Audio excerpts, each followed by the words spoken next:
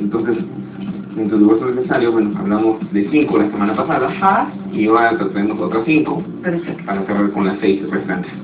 Bueno, como causal sexta, así inclusive en orden cronológico, de acuerdo a nuestro Código Civil, contempla el abandono de cualquiera de los cónyuges por un periodo de 6 meses consecutivos injustificadamente. ¿Sí? Este abandono se da de manera consecutiva en virtud de que luego es imposible de vida en común, a lo mejor uno de los cónyuges se retira del domicilio familiar, y bueno, basta nomás con que el cónyuge abandonado exprese al juzgador, es decir, al juez de lo familiar, que pues existe el matrimonio, existe el domicilio familiar, y justifique que en esos 6 meses el abandono del domicilio por parte del otro cónyuge fue de manera injustificada. ¿Y cómo podríamos, atestiguar esto? Sí, acabas de decir, la misma pregunta que la respuesta. Con los mismos vecinos. Hermanos. No olvidemos que se tiene la falsa percepción que testigos no pueden ser familiares o amigos, pero hay 2 materias que son causa de excepción: la materia familiar, en este caso, y la materia penal. ¿Quién mejor que la familia? Es la que está perfectamente involucrada y conoce los hechos que acontecen dentro de la misma. En materia penal, a lo mejor solamente un amigo o un familiar presenció algún delito, entonces por eso estas 2 materias contemplan como testigos, sin que sean tachados de falsos, tanto familiares como amigos. Entonces, ¿quién mejor que la familia? Los vecinos. Se da muy comúnmente que hay amistad con los vecinos, pues ellos son los que nos pueden dar testimonio de que mi consorte, o en este caso mi cónyuge, abandonó el domicilio durante 6 meses. El cónyuge el otro cónyuge, el que abandonó, se puede defender que el abandono fue justificado, no puede haber alguna causa, pero sí que el cónyuge abandonado pues más tiene que demostrar que hay el domicilio familiar, que existe el matrimonio, y que 6 meses consecutivos el otro consorte se retiró injustificadamente. En automático se da en divorcio necesario. Entonces, para concretar, bueno, los testigos pues pueden ser los vecinos y los mismos familiares. Entonces, bueno, como séptima causal, también existe la figura jurídica de la declaración de ausencia legalmente. Es decir, cuando una persona no la llamo, ¿sí?, no deja un representante, y por más de 2 años no sabemos de él, bueno, se puede decretar la declaración de ausencia por parte de un juez. Al decretarse la declaración de ausencia, bueno, pues también nos sirve como causal para promover nuestro divorcio. Esto es muy técnica, pero bueno, se puede dar. ¿Pero cuánto tiempo es? 2 años. 2 años consecutivos a partir de que el juez le nombra un representante.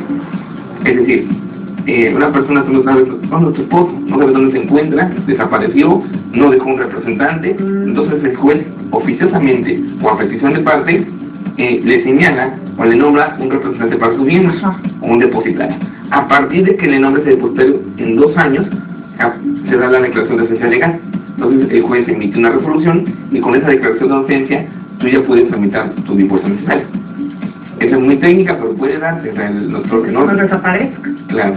Bueno, sí que hay gente que desaparece, y más en la actualidad, ¿no? Entonces, a lo mejor soy un poquito extremoso, pero nuestro Código Civil trata de regular o acotar todas las conductas que los seres humanos podemos desarrollar en el matrimonio.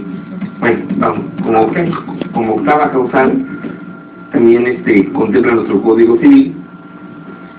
Esto es muy común, lo que es la sevicia, las injurias graves, las amenazas, ¿sí?, que hagan imposible la vida común en el matrimonio. Es decir, lo que comúnmente ocurre por un matrimonio, ¿no? Te amenazo, te injurio, te difamo, ¿sí? La conducta es a tal gravedad que hacen imposible ya la vida en común. Como tal, se origina una causal de divorcio. En esta causal, quisiera comentar que es importante que la justifique o el que la invoque debe determinar perfectamente circunstancias de modo, tiempo y lugar. Es decir, que en verdad establezca, en este caso su abogado, perfectamente le vierta, bueno, cómo fue, el modo, el tiempo, en qué tiempo fue, es decir, lugar, día, hora, y qué testigos han presenciado esas injurias, esas amenazas, esos malos tratamientos que hacen imposible la vida en común. Porque se da muchas veces en la práctica, que bueno, pues sí me maltrata, y sí, pues sí, pero no me dice cómo me maltrata, que es el modo, no me dice en dónde me maltrata, a qué hora me maltrata y quién me maltrata. Entonces, esa es una cuestión bien importante, porque si no se establece eso, pues dejamos el estado de indefensión al otro cónyuge. Aunque sea violencia verbal, ¿Verbal? o sea, aunque no haya violencia física, Claro. la verbal está ahí. Sí, es que injurias, por ejemplo, difamación. ¿Qué tenemos por difamación? Pues sí, todo. ¿Qué exactamente?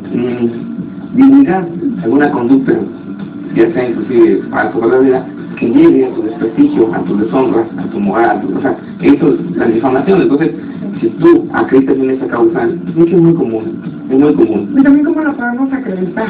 Y bueno, si hablamos de, antes la difamación como tal estaba tipificada como delito de nuestro código, pero bueno, hablando estrictamente en materia civil, en materia familiar, me he topado con asuntos donde se invoca esta causal, y aparte de los testigos, que es la prueba idónea ¿no? de este tipo de juicios, no es tan importante hablar del modo, del tipo de lugar. También alguna ocasión a mí me tocó que uno de los cónyuges mandó una carta a otra persona argumentando conductas que su cónyuge no había realizado, ¿no? Difamándola totalmente. Lo sirve como prueba documental, obviamente de manera grasiva, pero existen periciales en documentoscopía, grafoscopía, donde se acredita que efectivamente se le puso mi letra D. Entonces, eso es lo que pero por regla general ahí es la testimonial. Existen otros tipos de pruebas que llaman confesionales. Declaración de parte sobre hechos propios ajenos, pero para que sea una por lo que es profesional, te mandas a tu cónyuge a confesar lo que hizo, o sea, después de